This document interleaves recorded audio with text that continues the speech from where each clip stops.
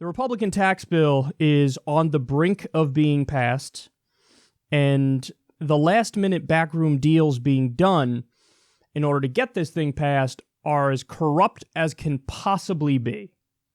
So John McCain, of course, he has brain cancer, and he actually just went back to Arizona, and he will not be there for the vote. But nonetheless, it looks like Republicans will be able to squeak this thing by. And of course, the overwhelming numbers in the House. So it looks like this thing is going to pass. But listen to this. This is stunning. John Cornyn doesn't have a good answer on tax bill loophole that means millions for Corker and Trump. What we've tried to do is cobble together the votes we needed to get this bill passed. So that's what he said. When he was asked about, hey, it looks like you did a smoke-filled backroom deal in order to personally enrich some specific Republicans in order to get this thing through, his response was almost an admission. He's like, well, look, we had to try to cobble this thing together in order to get it passed. So what am I referring to? Well, I'm talking about a provision of the bill that was just put in, and it was uncovered by David Sirota from the International Business Times. And to sum it up as simply as possible, it's a special tax cut that goes to LLCs with few employees and a large amount of depreciable property assets. So in other words, it's a big tax cut for people who own a lot of real estate or apartments that are rented, or if they own a lot of office buildings. It's a giant real estate tax cuts. Well, guess what? 13 Republican lawmakers have between $36 million and $136 million worth of ownership stakes in real estate-related LLCs.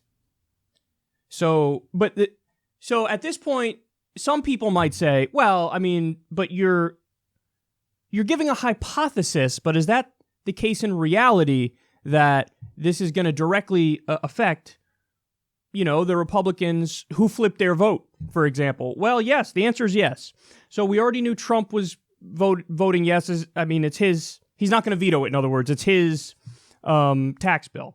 But this also helps Jared Kushner. Now, needless to say, Jared Kushner isn't voting on this, but it's personally enriching the Trump family. But Bob Corker has about $7 million in real estate.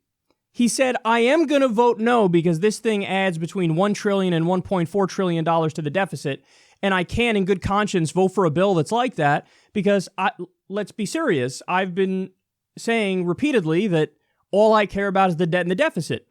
And so I'm not going to add to the debt and the deficit. That'd be crazy. That goes directly in the face of what I claim my ideology is. So he was holding out, and he's like, no, I'm not going to vote for this. Why would I vote for this? It adds to the deficit a massive amount of money. Guess what? He flipped his vote. So he has $7 million in real estate. He would get a tax break of about $1.1 million a year.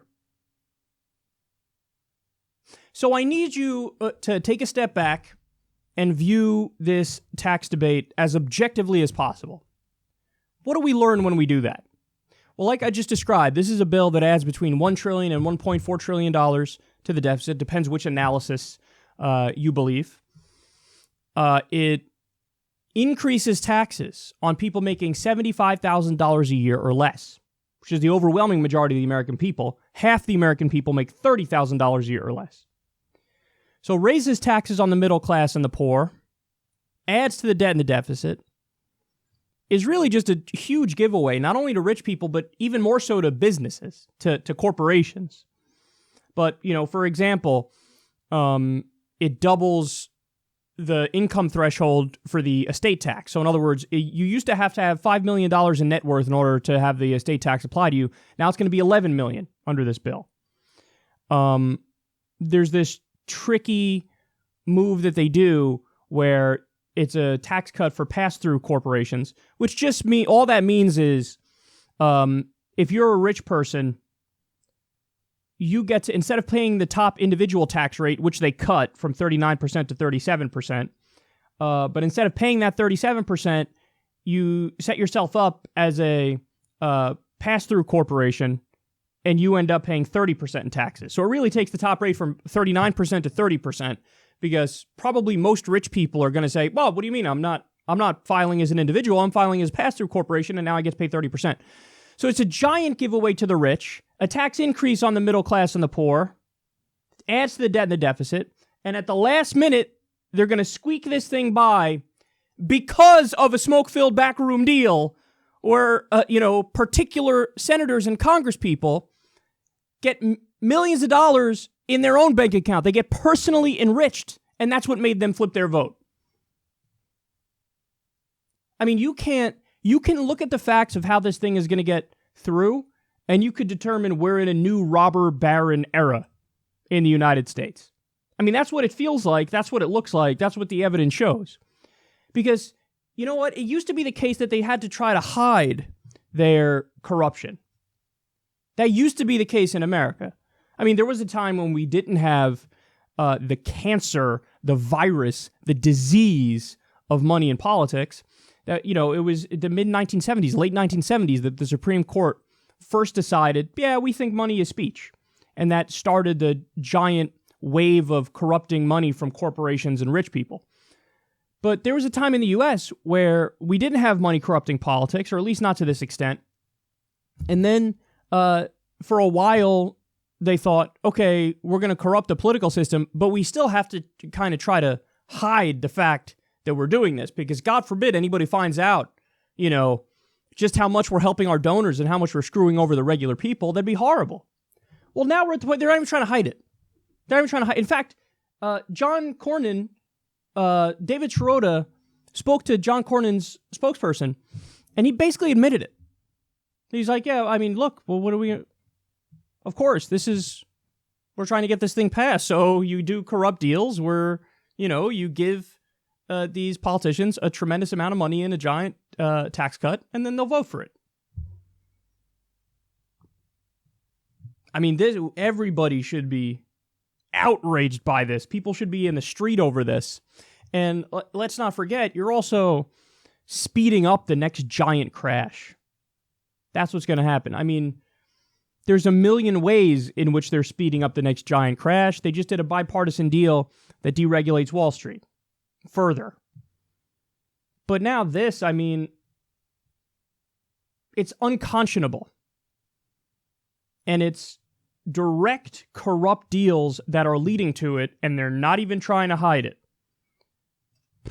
And it looks like there's nothing that can be done to stop this. That's what it looks like. Looks like they're going to go through budget reconciliation, so all they need is 51 votes. And they have the numbers, certainly have the numbers in the House. Looks like they're going to have the numbers in the Senate. So what do? I mean, if you're the Democrats, I would not shut the fuck up about this bill. I would hammer them repeatedly. I would do a non-filibuster filibuster. Remember when Ted Cruz did one of those? Where, hey, you can't actually filibuster for this thing that you're doing. But he was like, I don't care. I'm just going to keep talking until you kick me off. Why don't the Democrats do that? If I were the Democrats, I would take, 25 senators, maybe even get all your senators out there, have everybody, do shifts.